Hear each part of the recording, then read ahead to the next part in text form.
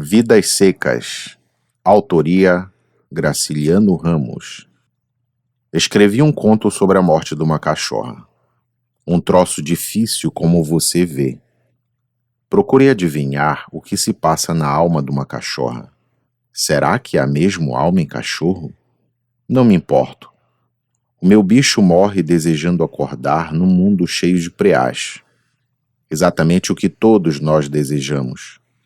A diferença é que eu quero que eles apareçam antes do sono, e Padre Zé Leite pretende que eles nos venham em sonhos, mas no fundo todos somos como a minha cachorra-baleia e esperamos preás. É a quarta história feita aqui na pensão. Nenhuma delas tem movimento. Há indivíduos parados. Tento saber o que eles têm por dentro. Graciliano Ramos. Capítulo 1. Mudança. Na planície avermelhada, os juazeiros alargavam duas manchas verdes. Os infelizes tinham caminhado o dia inteiro. Estavam cansados e famintos. Ordinariamente andavam pouco, mas como haviam repousado bastante na areia do rio seco, a viagem progredira bem 3 léguas. Fazia horas que procuravam uma sombra. A folhagem dos juazeiros apareceu longe, através dos galhos pelados da caatinga rala. Arrastaram-se para lá devagar, Sinhá Vitória com o filho mais novo escanchado no quarto e o baú de folha na cabeça. Fabiano sombrio cambaio, o aió a tiracolo, a cuia pendurada numa correia presa ao cinturão, a espingarda de pederneira no ombro. O menino mais velho e a cachorra-baleia iam atrás. Os juazeiros aproximaram-se, recuaram, sumiram-se.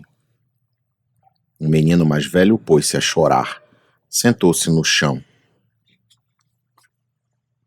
Anda, condenado do diabo, gritou-lhe o pai.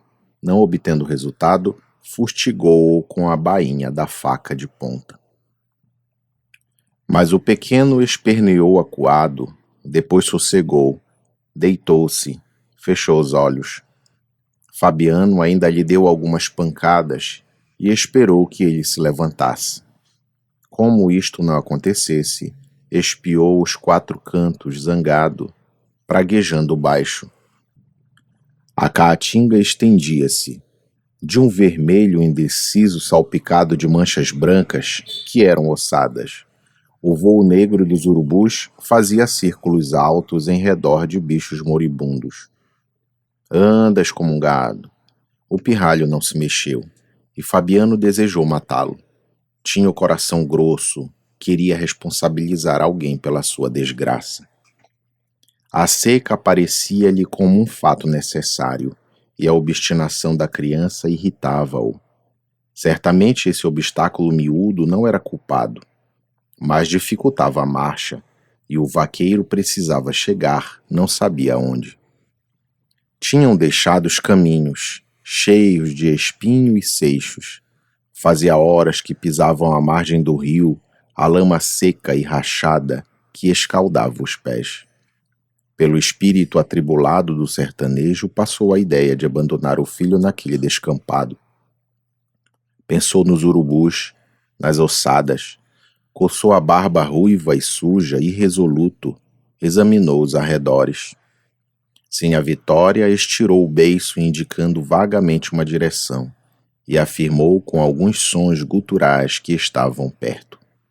Fabiano meteu a faca na bainha, guardou-a no cinturão, acocorou-se, pegou no pulso do menino que se encolhia, os joelhos encostados ao estômago, frio como um defunto.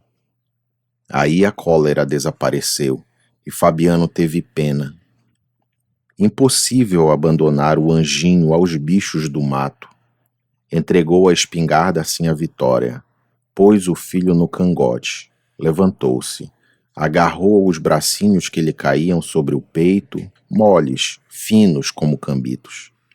Sinhá Vitória aprovou esse arranjo, lançou de novo a interjeição gutural, designou os juazeiros invisíveis. e a viagem prosseguiu mais lenta, mais arrastada, num silêncio grande. Ausente do companheiro, a cachorra-baleia tomou a frente do grupo. Arqueada, as costelas à mostra, corria ofegando, a língua fora da boca, e de quando em quando se detinha, esperando as pessoas que se retardavam. Ainda na véspera eram 6 viventes, contando com o papagaio. Coitado, morrera na areia do rio, onde haviam descansado à beira de uma poça. A fome apertara demais os retirantes e por ali não existia sinal de comida. Baleia jantara os pés, a cabeça, os ossos do amigo, e não guardava lembrança disto.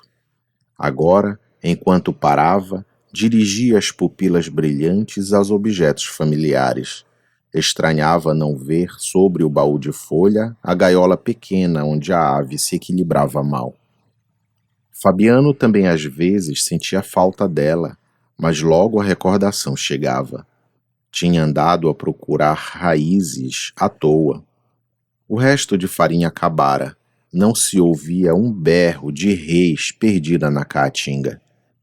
Sinha Vitória, queimando o assento no chão, as mãos cruzadas segurando os joelhos ossudos, pensava em acontecimentos antigos que não se relacionavam. Festas de casamento, vaquejadas, novenas, tudo numa confusão. Despertara um grito áspero, vira de perto a realidade o papagaio, que andava furioso, com os pés apalhetados, numa atitude ridícula. Resolvera de supetão aproveitá-lo como alimento e justificara-se, declarando a si mesma que ele era mudo e inútil. Não podia deixar de ser mudo. Ordinariamente a família falava pouco, e depois daquele desastre viviam todos calados, raramente soltavam palavras curtas. O louro aboiava, tangendo um gado inexistente, e latia arremedando a cachorra. As manchas dos juazeiros tornaram a aparecer. Fabiano aligeirou o passo, esqueceu a fome, a canseira e os ferimentos. As alpercatas dele estavam gastas nos saltos, e a embira tinha-lhe aberto entre os dedos rachaduras muito dolorosas. Os calcanhares, duros como cascos, gretavam-se e sangravam.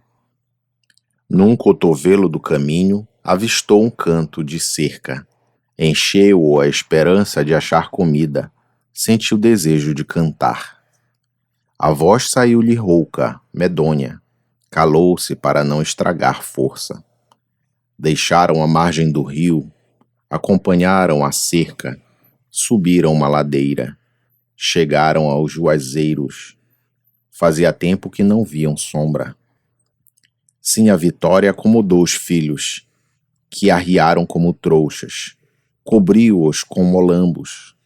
O menino mais velho, passada a vertigem que o derrubara, encolhido sobre folhas secas, a cabeça encostada a uma raiz, adormecia, acordava.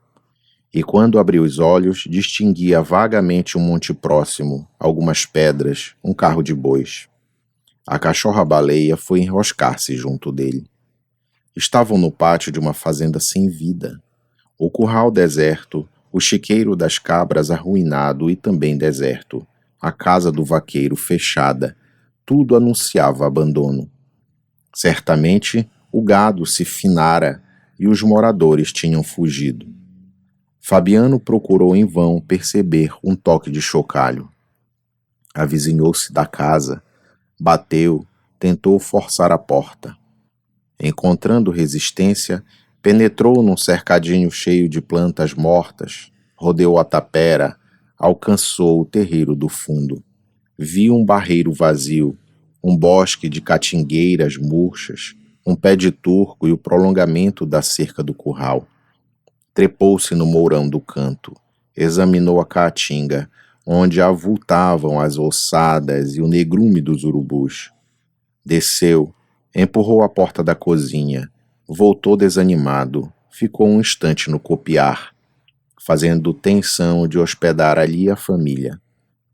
Mas chegando aos juazeiros, encontrou os meninos adormecidos e não quis acordá-los. Foi apanhar gravetos. Trouxe do chiqueiro das cabras uma braçada de madeira meio roída pelo cupim. Arrancou touceiras de macambira. Arrumou tudo para a fogueira. Nesse ponto, Baleia arrebitou as orelhas. Arregaçou as ventas. Subiu cheiro de preás. Farejou um minuto. Localizou-os no morro próximo e saiu correndo. Fabiano seguiu-a com a vista e espantou-se. Uma sombra passava por cima do monte. Tocou o braço da mulher, apontou o céu. Ficaram os dois algum tempo aguentando a claridade do sol. Enxugaram as lágrimas.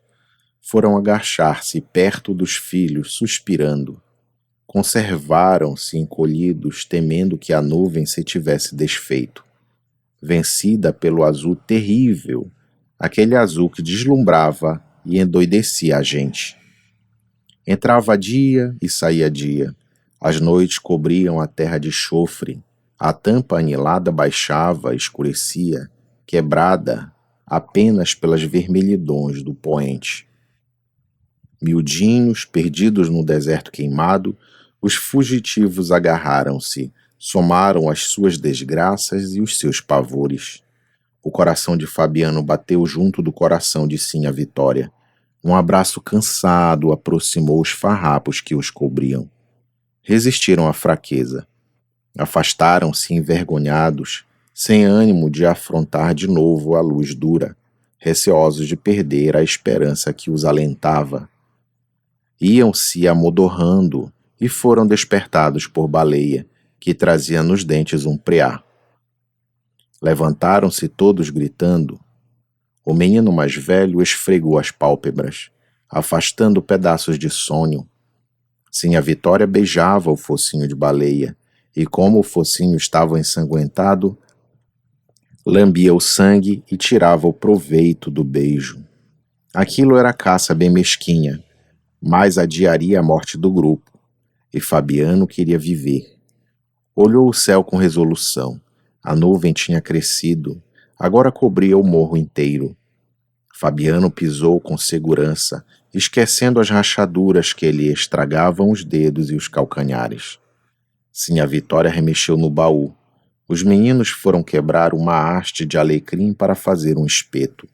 Baleia, o ouvido atento, o traseiro em repouso e as pernas da frente erguidas, vigiava, aguardando a parte que lhe iria tocar, provavelmente os ossos do bicho e talvez o couro. Fabiano tomou a cuia, desceu a ladeira, encaminhou-se ao rio seco. Achou no bebedouro dos animais um pouco de lama. Cavou a areia com as unhas, esperou que a água marejasse e, debruçando-se no chão, bebeu muito. Saciado, caiu de papo para cima, olhando as estrelas que vinham nascendo. 1, 2, 3, 4. Havia muitas estrelas. Havia mais de 5 estrelas no céu. O poente cobria-se de cirros e uma alegria doida enchia o coração de Fabiano. Pensou na família, sentiu fome. Caminhando, movia-se como uma coisa. Para bem dizer, não se diferençava muito da bandoleira de seu Tomás. Agora, deitado, apertava a barriga e batia os dentes. Que fim teria levado a bandoleira de seu Tomás? Olhou o céu de novo. Os cirros acumulavam-se. A lua surgiu, grande e branca.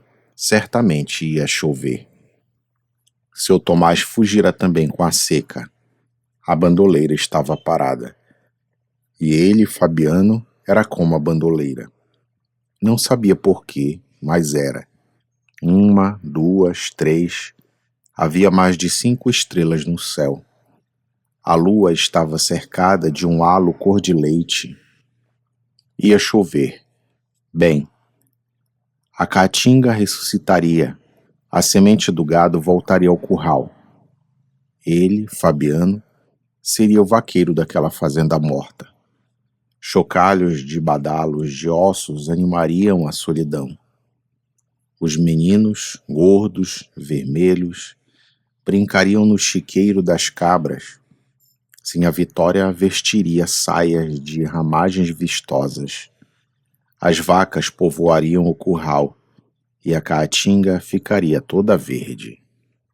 Lembrou-se dos filhos, da mulher e da cachorra, que estavam lá em cima, debaixo de um juazeiro, com sede. Lembrou-se do preá morto.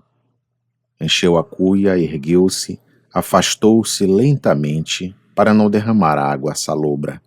Subiu a ladeira. A aragem morna sacudia os xique-xiques e os mandacarus. Uma palpitação nova. Sentia um arrepio na caatinga, uma ressurreição de garranchos e folhas secas. Chegou, pôs a cuia no chão, escorou-a com pedras, matou a sede da família. Em seguida acocorou-se, remexeu o aió, tirou o fuzil, acendeu as raízes de macambira, soprou-as, inchando as bochechas cavadas. Uma labareda tremeu, elevou-se, tingiu-lhe o rosto queimado, a barba ruiva, os olhos azuis. Minutos depois, o preá torcia-se, estiava no espeto de alecrim. Eram todos felizes. Sinha Vitória vestiria uma saia larga de ramagens. A cara murcha de Sinha Vitória remoçaria, as nádegas bambas de Sinha Vitória engrossariam. A roupa encarnada de Sinha Vitória provocaria a inveja das outras caboclas. A lua crescia, a sombra leitosa crescia, as estrelas foram esmorecendo naquela brancura que enchia a noite. 1, 2, 3, agora havia poucas estrelas no céu. Ali perto, a nuvem escurecia o morro. A fazenda renasceria, e ele, Fabiano, seria o vaqueiro, para bem dizer, seria dono daquele mundo. Os troços minguados ajuntavam-se no chão, a espingarda de pederneira, o aió, a cuia de água e o baú de folha pintada. A fogueira estalava, o preá chiava em cima das brasas. Uma ressurreição. As cores da saúde voltariam à cara triste de Sinha Vitória. Os meninos se espojariam na terra fofa do chiqueiro das cabras. Chocalhos tilintariam pelos arredores. A caatinga ficaria verde. Baleia agitava o rabo, olhando as brasas, e como não podia ocupar-se daquelas coisas, esperava com paciência a hora de mastigar os ossos. Depois iria dormir. Fim do capítulo.